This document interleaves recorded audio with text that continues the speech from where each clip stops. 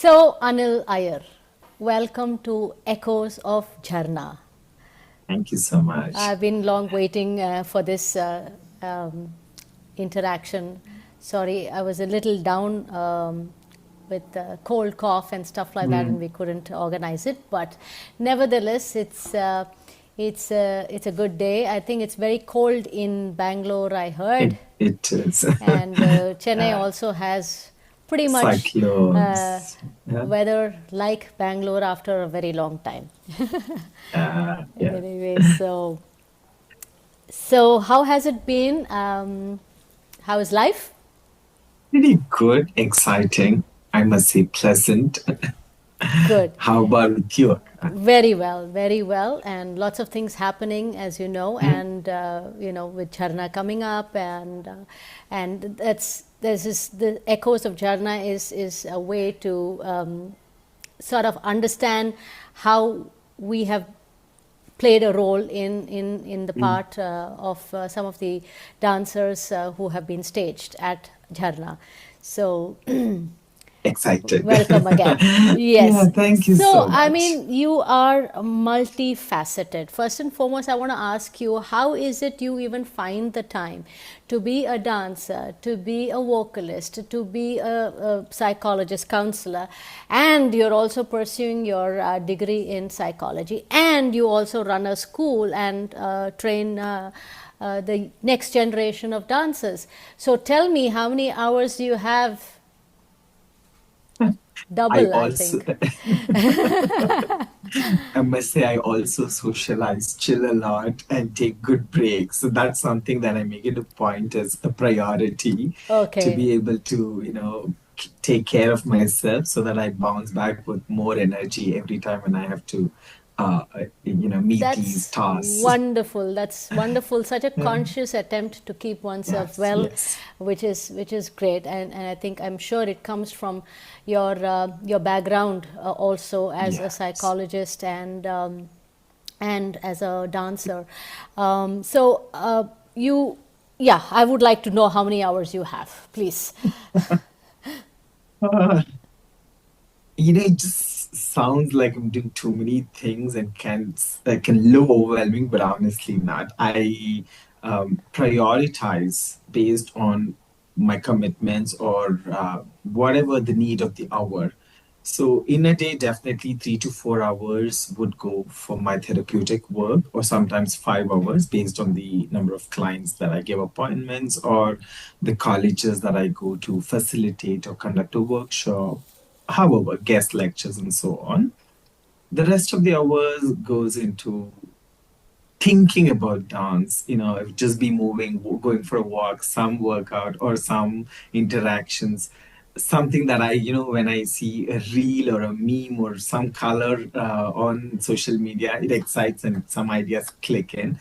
And so just on the bed before falling asleep, then some idea pops up. So I have to make a note. So like this, whatever comes my way, I keep collecting them. And so that's how I somehow made that, a bag of treasure that it need not get compartmentalized, but just use it, have it, use resources as and when the need of the hour demands. So sometimes it's independently addressed, sometimes it complements one another. And definitely, one thing that I have learned or felt strongly is that it refuels itself, as in, one role that I play fuels the other. So it's kind of refueling each other and helping me sustain. God bless you for that, It's because effortless. that's beautiful. I mean, not many are bestowed with this, but the very fact that at what point in your life, I know you've not, from whatever you're doing, I'm sure you're not giving one more priority than the other. It all seems to be in sync and sort of interwoven with each other, and but coming from what I see right now, academics is given greater priority, and at some point, children stop dancing or in their art whatever their extracurricular activity, and focus only on academics because they have to do better, in that, and it's very demanding. Okay, so did you ever go through something like that where you had to put dance on a standstill and say, I don't know whether I'll be able to take up, and then I need to focus on this? Was there a dilemma? Absolutely, a lot of times. Okay. In fact, one of the most turning points were during my master's. Okay. And our master's program is designed in such a way that we also have to go through therapy sessions. And a couple of sessions I had to discuss with my therapist about how do I manage my arts? Should I continue pursuing my performing arts, or should I discontinue my academics? And in fact, I had a wonderful senior who's also a Bharatanatyam dancer, and I had to have conversations with her to understand how to manage these things. And strangely, I said I'm going to stop academics, and somehow did not go to my third semester. In the first week, it was my director said, come on, you should get back. We had this intense group therapy experience where a week-long marathon group therapy that as a group we are addressed by a therapist. In the facilitation process, it was so revealing, so rewarding that I said, you know what, I'm going to take a break or pause my performing arts, rather pursue my academics. And I bounced back. And I must say that I'm so grateful to my college director who just called to personal interest and said, it's okay, you just attend this group therapy and then think about other things. And that therapeutic work was so, I would say, liberating, because there was so much of unexplored experiences discovered, unfolded, and I found new meaning to my own experiences, past, present, and it gave me so much strength to take it forward. Those experiences made me pause my dance for that one whole year. And as in, I continued to teach, but not actively perform because it requires so much of practice, going to classes, practicing, and then performing. So that year was all about, becoming a therapist. But that's nice. It was a happy break. It was not. It was not something that you felt compelled to do, and with discomfort, right? So yes. Thanks to the therapist, the group therapist, who sort of and talking about that, I think a lot more such sessions are required even for dancers these days.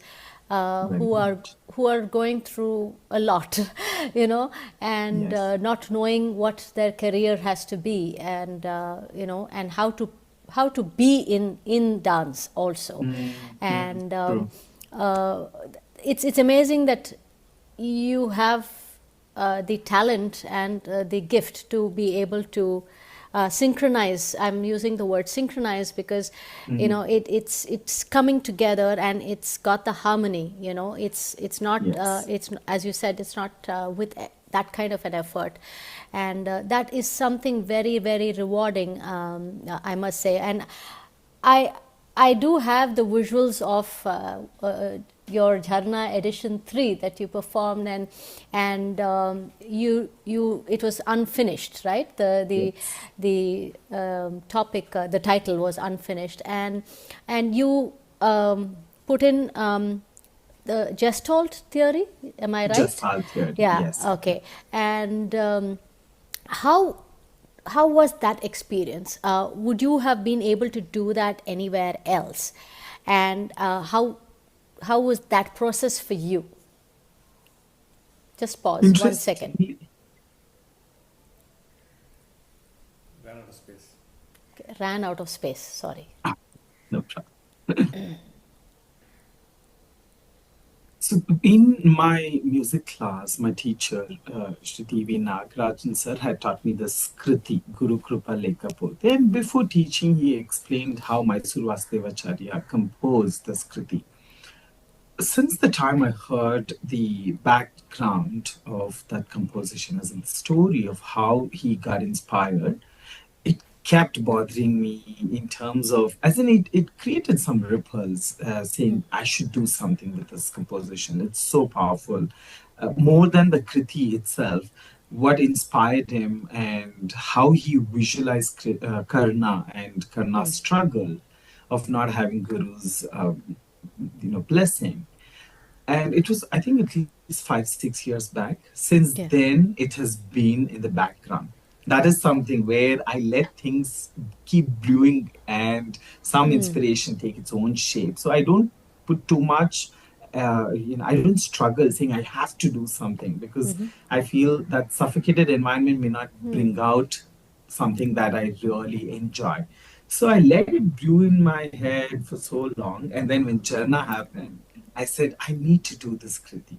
Okay. And then off late, in especially in the last 3, 4 years, I've been looking at interpreting our dance compositions into psychological and emotional well-being perspective. So Beautiful. I do not perform specifically about mental health related topics, but I give a narrative or maybe compare discussions relating to mental health and well-being, right? It could be about setting boundaries, it could be about abuse, or it could be about confidence, and so on.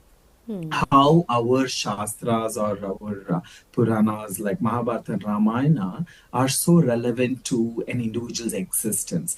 So when I started doing that from last few years, then I thought maybe I have to relate something about psychological concept or theoretical approach into Karna's life story. Yeah. What struck me was the sense of emptiness that Karna constantly carried, in spite of having everything. The sense of nothingness was so prominent when I reflected in his life story. And Gestalt was something very close to my heart with this idea. One is the unfinished business, is the term or a principle of Gestalt that Gestalt psychologists talk about. And also someone who practices Gestalt therapeutic work. With my clients, I said, this is so close.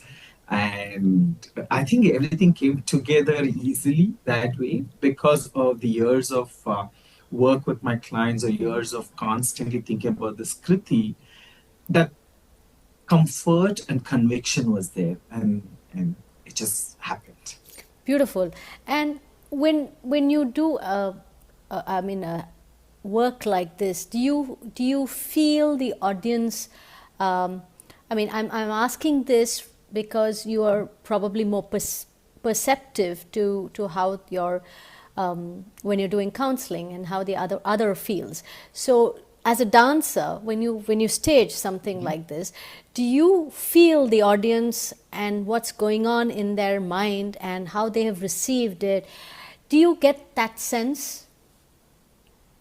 I somehow I always think about the audience perspective while composing. So if I am in the audience and if I have to see this movement, these texts taking its shape either as a movement or just as text, how does it sound? So for me, that imagery is very important. And if I feel convinced, then I think I can do justice in communicating that to my audience members. So with that attempt, when I created, before presenting it on Jharna stage, I also had a work in progress session with few dancers and few non-dancers, just to hear their ideas. And I was quite happy to know that there was some perspective that even I had not thought about it. Lovely. It was enriching for me, including I had one presentation at my dance school where my teacher and all my other dance classmates and little cuties and all were there. To get those ideas and the way they think, I was like, wow, okay. Because I can be like these blinders, thinking only from one lens. And having those work in progress sessions really gave me perspectives and much more confidence in I have taken an appropriate step here, or I've taken the right path to be able to communicate. And I presented it. Even after the presentation, I could hear from a lot of them of how they could connect, because some of them kind of felt disappointed because it was not full of Karna, because they expected that there's going to be Karna. So I said, I'm only using Karna as a protagonist, but my main attempt is to talk about his emotional and psychological turmoil, but not about his life story. So it's something that maybe an aerial view of of his existence. At the same time, a micro level of introspection that happens at an emotional and psychological level. Yeah. So the dilemmas is what I'm going to present here. Because I think that's what is more relevant than the protagonist Karna's story, right? Because Yes. everybody goes through this this dilemma, this nothingness, this feeling of being who am I kind of a thing, and were you able to stage it again after Jharna? I presented it for one of, I would say, a residency, and I was overwhelmed with that response because Lovely. this was facilitated by a German theater practitioner. Oh, wow. And it was just, I would say about 50% or 60% of them were theater practitioners, and rest all were from different walks of field, so walks of life, and they gave altogether different perspectives. And it was a feedback session and this Jharna presentation, and then there were about 4 hours of discussion on that. Wow. Wow. So I still have about 10 chart papers and feedback letters, everything that I've received. I would say it's been one of the most memorable experiences. Beautiful, beautiful. And I'm looking forward to, creating with a little more text on how the extension of this presentation, reflecting on nothingness, I've identified it as grief or death. So being present and experiencing nothingness is nothing but death there. So how do we deal with the sense of loss and grieving process in everyday life with our physical presence is what I want to add a little more to what I've already created. Nice. I don't know when I would pull myself Soon, up. I think soon. But as you know, Jharna is a platform that is encouraging artists to showcase something very original, something daring, something extremely creative, not the so-called margam, Yes. passed on kind of a thing. So how was that? What part of it was challenging, and what part of it was made you feel okay? I have this opportunity, or so how did you feel about that? To be very honest, I felt a little anxious Okay. right at the interview stage because of the ideas that were so stimulating. I have brought one idea, but then the way in the interview panel, all of you kind of nudged to think more, to think beyond, was extremely rewarding, engaging, at the same time anxiety provoking there, in a nice way, I must say. Yeah. Because we need that push. And I'm sure if that thinking out of the box push was not there, I don't know if I would have created something like this. And also the very idea of holding space. And for me, I felt the whole experience right from the interview till the performance day. I felt that not because this interview is for Jharna and Bharatanatyam, but I honestly have been talking about it with others as well, that all of you hold artists and artistic work like in a very safe manner, like it's your own. And that is something rare, I must say. And the kind of comfort, reassurance was so reinforcing at each step. So even to hear right at the interview stage whether I would get selected or not, but I got a feedback. I remember Satyana telling that, okay, now you have too many ideas which can get lost at times. So how can you, filter it and concretize one of the ideas? Maybe keep that as a core idea, and how can you build around it? Such thoughts in an interview panel is a rare phenomenon, I would say. That generosity, Bharatanatyam through Jharna that you all offered is something amazing. Oh, that's so good to know, because it's pretty much exactly what we have in mind, and that's our intention.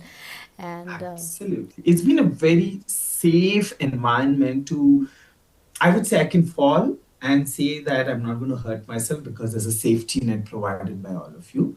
And a lot of times for the next editions, when people have applied or when I have shared saying apply, because this is one of the stages Right. that you will not feel, that there are too many people looking at you. You don't feel threatened. Yes. This stage, this organization creates such an enduring space for you that you feel you're at home. So that's something thank you I for can vouch showering for it that. always. Very, very graceful of you to have done that. There's a question. As someone who bridges psychology and dance, how do you think emotional awareness or mental conditioning influences a dancer's performance and practice? Amazing. I did not think about it in the past, but over the years, with my own struggle of being in this space as a performer and stepping out from the performing space, I've understood that the instant gratification that we receive when we perform and the kind of attention and appreciation that we receive is the magnitude of it is so high Right. that when we don't receive it at other times, the sense of emptiness is also so high. It's Right. so deep. So this constant struggle of oscillating between highs and lows is so Lows. real. Yes. So navigating it and trying to get that stability has probably been a great introspective, reflective journey for me through my mental health and emotional well-being space as a Lovely. therapist or as an individual seeking help. And I have spoken, and I would always hold on to this thought saying art heals only if the artist heals. So art does not heal unless the artist is able to navigate outside of the role as an artist. Because before we are artists, we are also human beings interacting with multiple individuals. In fact, artists actually are at great stake because of the vulnerability that artistic work or the emotionality Yes. that it demands from it. So Also the to deal, attachment to it, right? absolutely, absolutely. So everything is so personal for us. And if we Absolutely. miss out one hasta, one movement, one digitais, then it becomes like we have lost the whole world. So the Yes. sense of failure is also so high there. Yeah. So trying to, be more gentle, be more accepting, and look at the greater joys than minute losses or minute mistakes can only happen when we gain that But awareness, I perspective. think that really comes from, I mean, you're in a very special space because I have been in the field of special needs and doing art as a therapy, and so this concept is so applicable there, but somehow it was never existing in the real artistic True. world, and with competition actually coming in, now it's not just dancing with joy or making it an offering anymore. It's so competitive, and the small things that you're talking about, if you missed a didite or whatever it is, just to be easy on yourself is not there anymore, because Right. they are looking at whether the precision, the perfection is there, and it's all about lines, forms, and so how do you think artists are actually being able to live the art?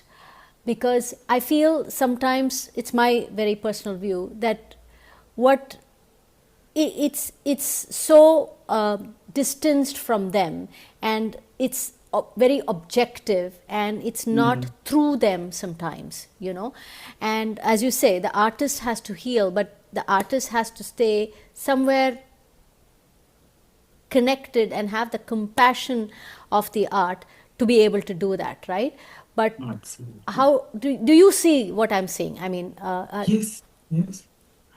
I agree to what you're saying, Rika, because the judgments are so high that when For example, if I am passing judgments on another person's mistake, I'm also going to imagine that there would be judgments passed when I make a mistake. Yes. So that sense of clouded thought that we all carry brings a lot of shame when we walk around. So until and unless shame is not dealt with compassion, and judgments are not dealt as observations, and when there is no space for nurturing, there's Yes. always possibilities to rupture, to cut through, almost not bloom at all. Right. So whether it Absolutely. be it a bud or a flower, but then it's okay. Sometimes you can just be a bud. It's Yeah. fine. And that sense of acceptance can come only when there is no shame. We live not just the capital world, but also not just the instant gratification, like I said, with social media, but also such cutthroat reality which lacks, Yes. the sensitivity there. Yeah. Yeah. And when we are, I would say, when we're not compassionate towards self or sensitive towards our own self, we cannot be there for others as well. Absolutely. And artists have greater responsibility. Individuals, yes, but artists can have an additional responsibility because the art has given some kind of power. The power to influence, to move someone, to make an impact on another Right. individual. Irrespective of how you perform, I would say, even if I'm a terrible performer, but my family members come and sit there, they feel moved. So that is still a power that I hold. So consciously and with conscience, if I use that power, I'm going to create a fantastic place that's going to be more tension free. We're not going to walk on eggshells or tight ropes, but then keep hopping and jumping and taking leaps like children. And that's the most Beautiful, joyous. beautiful, Anil. I mean, your words are so freeing, and I'm hoping that you'll have a lot of listeners on this, because I think they need to hear you on this. So, on that note, we have a rapid fire of Okay. four questions. Okay, Okay. ready? Yes, yes. Okay, a movement or gesture that instantly energizes you on stage. Quick. Leaps, I would say. Leaps. Okay. One piece of music you can't help but move to, even off stage.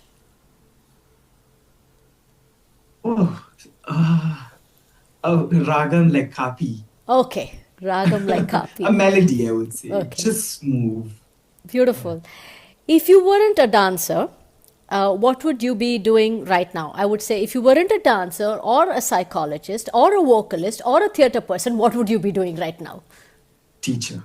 Teacher. Okay. Lovely. One thing you tell yourself before going up on stage. It's okay. Beautiful. Thank you so much for being in Echoes of Jharna. It's been wonderful, and God bless you. And I'm just praying that you create more spaces that you have right now for others too, and around you and everywhere.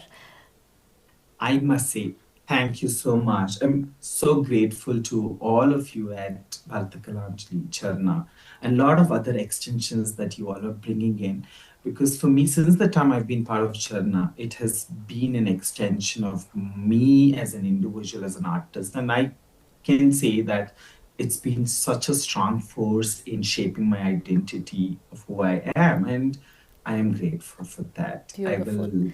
I always feel excited whenever I hear something from you all. When I get a message, I cannot think twice. I cannot think, So sweet. cannot second guess about So it. sweet, and really looking forward to more healing work from you, and more for that. And I think people like you make the biggest difference to the world of dance and Thank you art. so much. Thank you so much. Lovely. Thank you. Take care.